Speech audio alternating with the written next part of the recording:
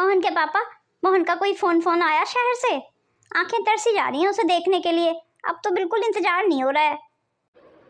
मोहन से मेरी तो कोई बात नहीं हुई है, शायद रोहन की हुई हो। अभी रोहन खेतों से आएगा तो तू पूछ लेना उससे। लो, बहू भी आ गई कुएं से पानी लेके। बहू बेटा, रोहन से बात हुई है तेरी? मोहन कब आ रहा है शहर से? माँ मेरी तो कोई बात नहीं हुई। अच्छा चल, पहले तू सिर का मटका नीचे रख दे, तेरे को बहुत वजन लग रहा होगा।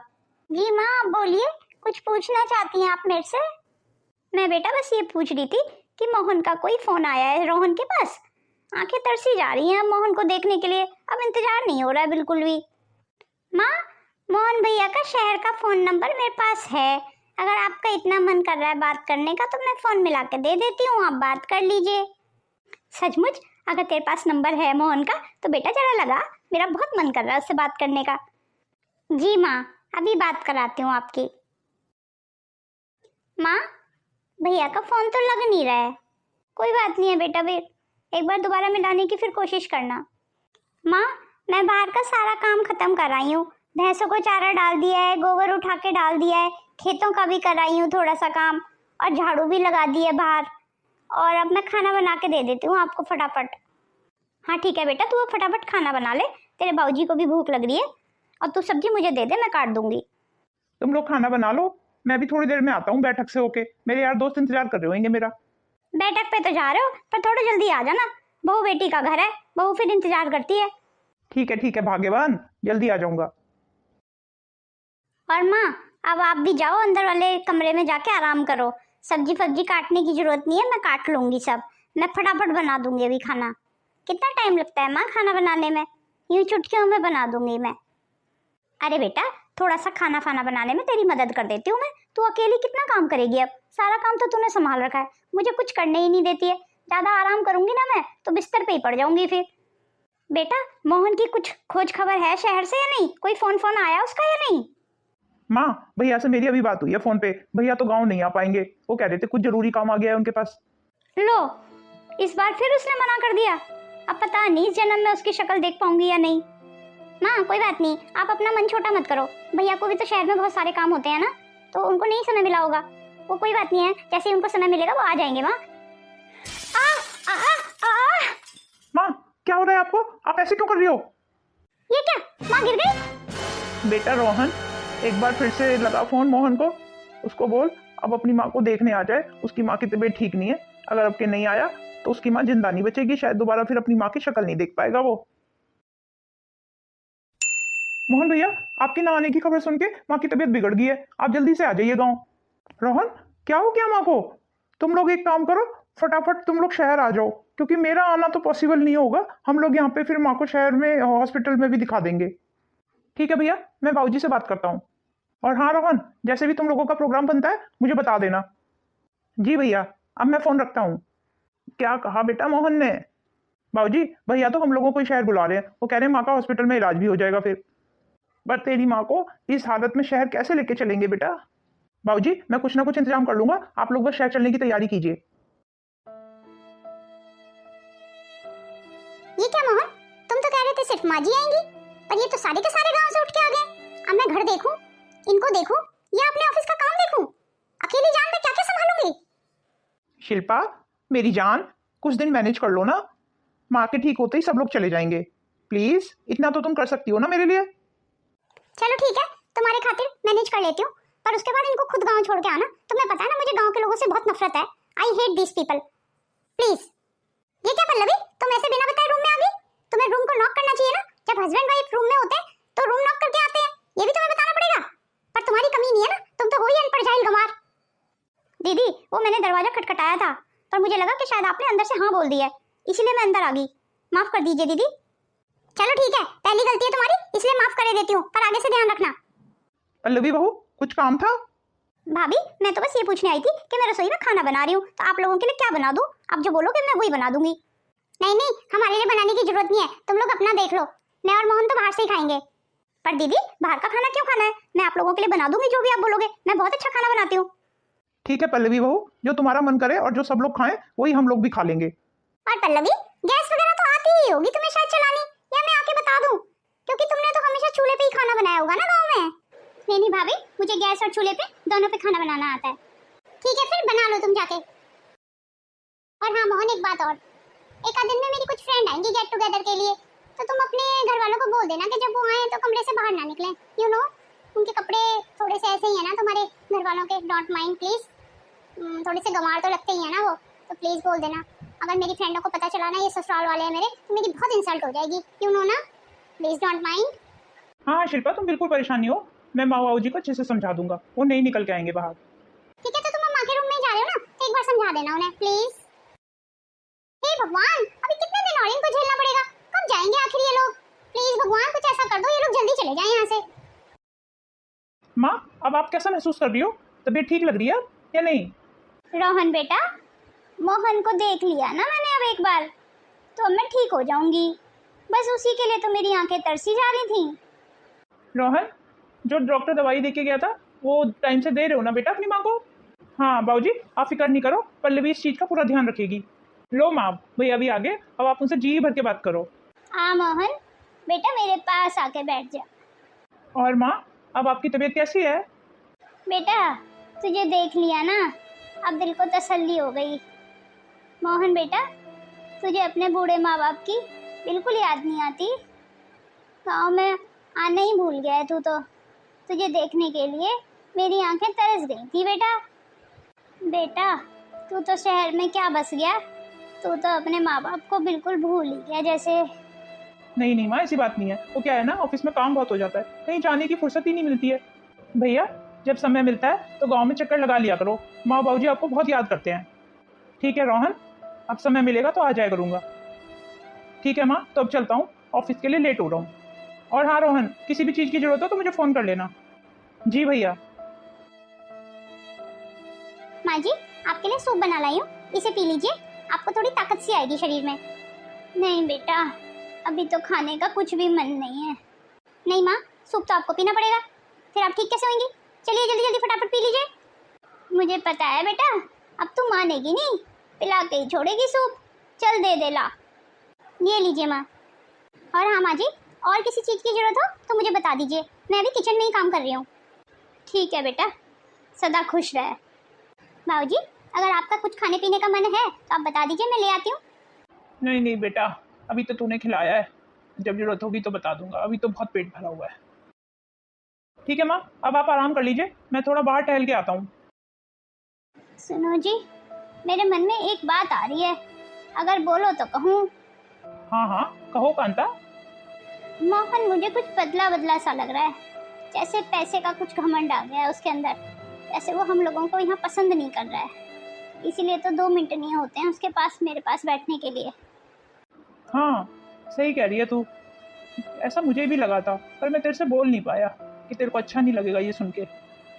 और बड़ी बहू पे तो जैसे बिल्कुल ही समय नहीं है, वो तो एक आध बार आई भी नहीं देखने, उसने तो अच्छे से हाल चाल भी नहीं पूछे।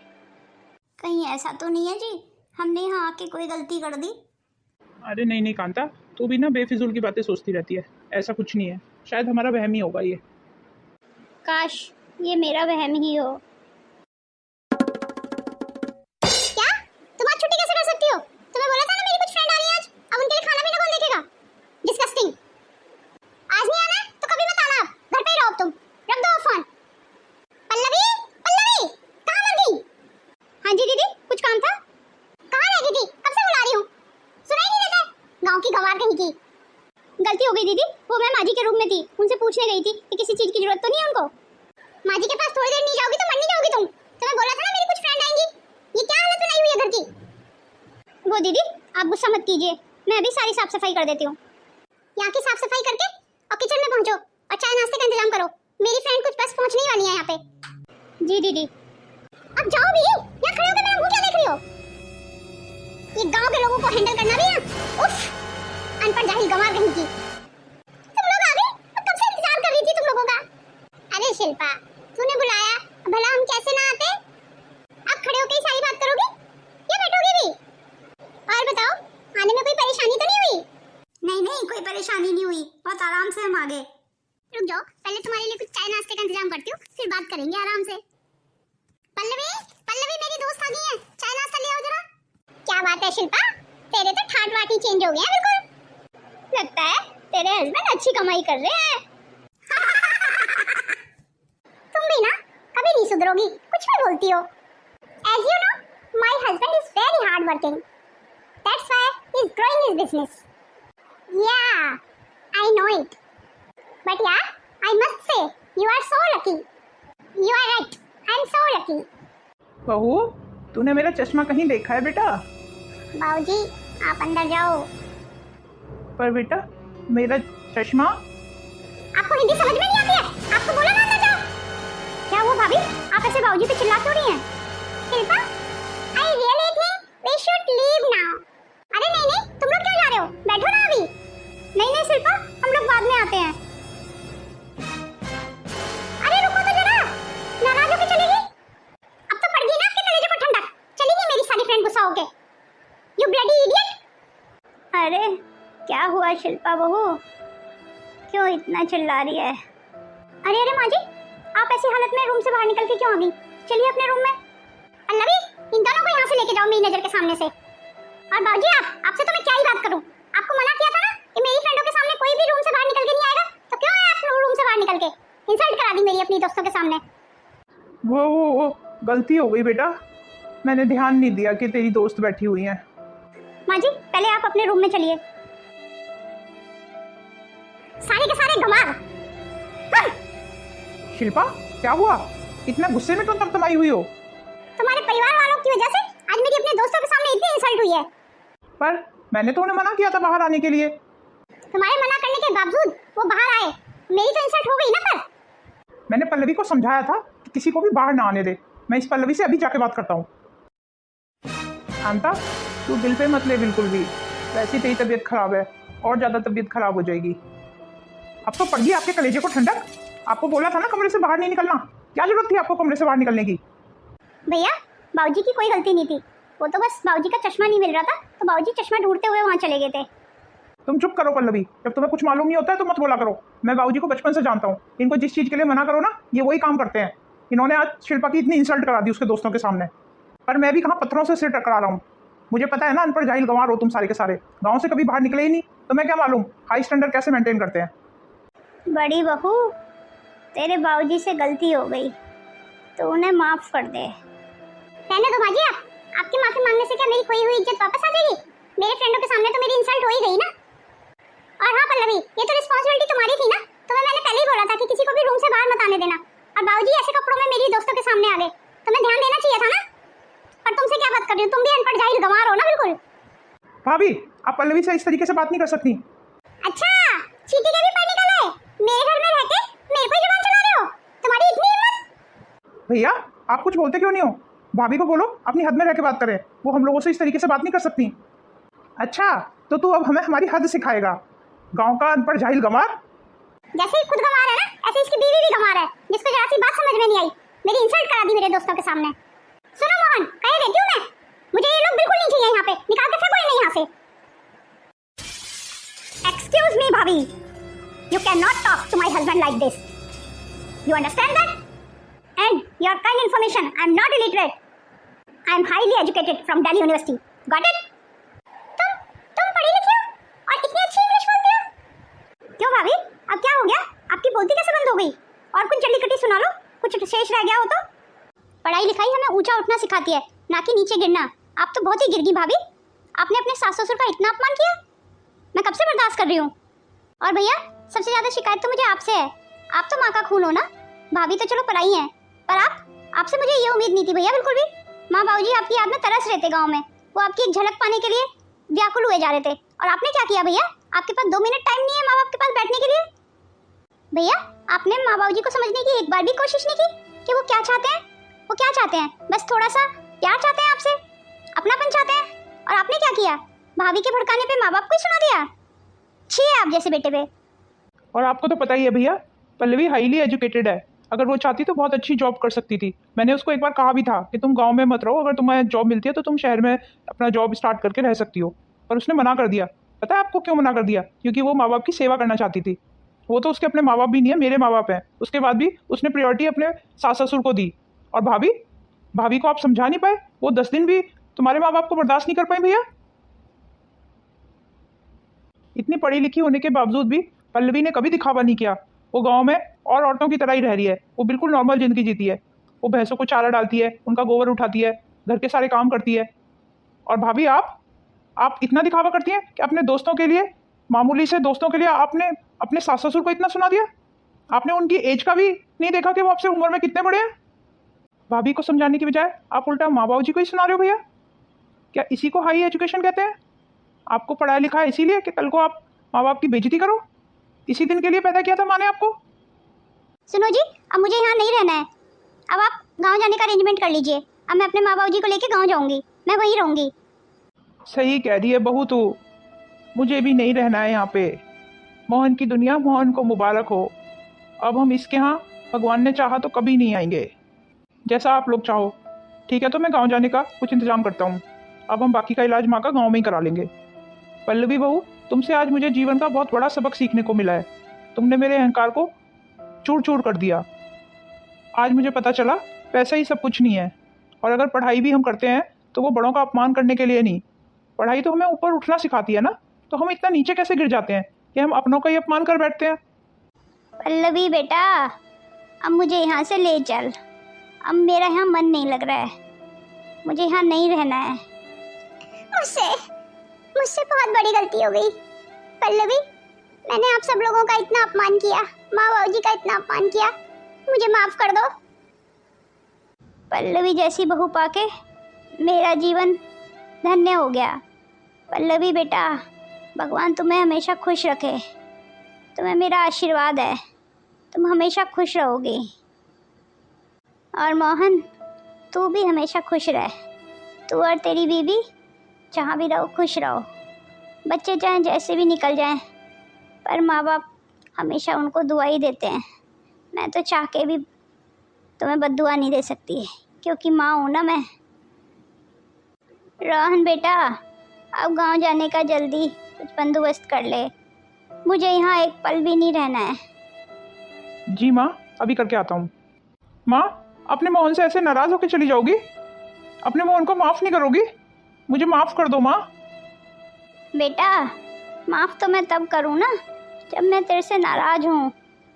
मैं तेरे से नाराज़ थोड़ी हूँ। पर मुझे अब अपनी ज़िंदगी के बाकी बचे दिन अपने घर में ही गुजारने हैं। दूसरों के महलों से अच्छा अपनी झोंपड़ी ही होती है। मुझे वहीं चैन मिलेगा अब। माँ, मुझे माफ़ कर दो माँ। कुछ दिन मुझे भी अपनी सेवा का मौका दो माँ। ऐसे नाराज़ होके नहीं जाओ माँ मेरे से। बड़ी बहू, भले ही हम गांव के गंवार हैं, अनपढ़ हैं, जाहिल हैं, पर हम हैं तो इंसान ही ना। और तूने अपने ही ससुर का इतना अपमान किया। खैर रोहन बेटा, गाड़ी का जल्दी इंतजाम कर ले।